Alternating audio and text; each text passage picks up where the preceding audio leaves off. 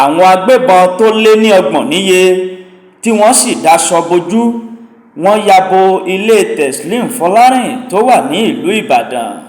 ìròyìn tó wà lọ́wọ́ ní yàjóyàjó ní àwọn agbébọn ti ya bo agbègbè sẹ́nitọ́ Teslim Folarin tó wà ní ìgboro ní ìlú Ìbàdàn. agbẹnusọ fún Teslim Folarin Y.So Ọláníyìn ó sì sọ lójú ọ̀rọ̀ òun gan ló sì fìdí ìròyìn náà múlẹ̀ fún wa.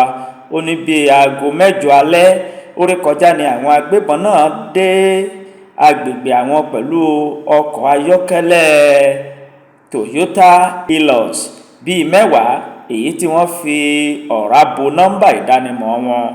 àwọn ènìyàn kan tí ìṣẹ̀lẹ̀ náà ṣojú wọn ní orí ló kó àwọn yọ ṣùgbọ́n ọ̀pọ̀ nínú wọn ló farapa yánnayànna. àwọn agbébọn náà ni wọ́n wọ ìbòjú aláṣọ dúdú wọ́n sì ń pariwo yí pé níbo ni Folarin wà, níbo ni Teslim Folarin wà, ikú ló kàn fún báyìí.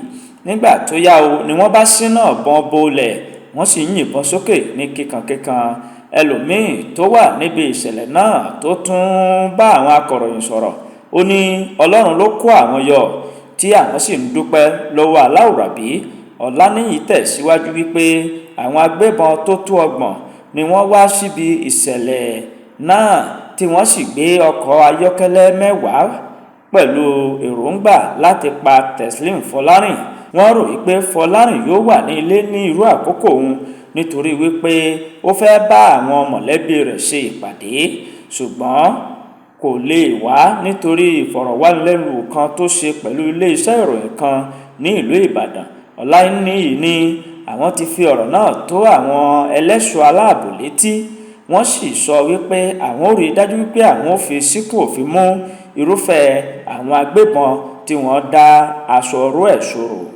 àwọn agbébọn tí wọ́n tó 30 níye wọ́n sì daṣọ bojú wọ́n wá ilé Teslim Folarin tó wà ní ìlú Ìbàdàn. Hello guys, subscribe to Ọ̀rẹ́ TV channel. ẹ̀yin olólùfẹ́ wa ẹ bá subscribe sí Ọ̀rẹ́ TV, kò ní jẹ yín lówó rárá, ẹ subscribe.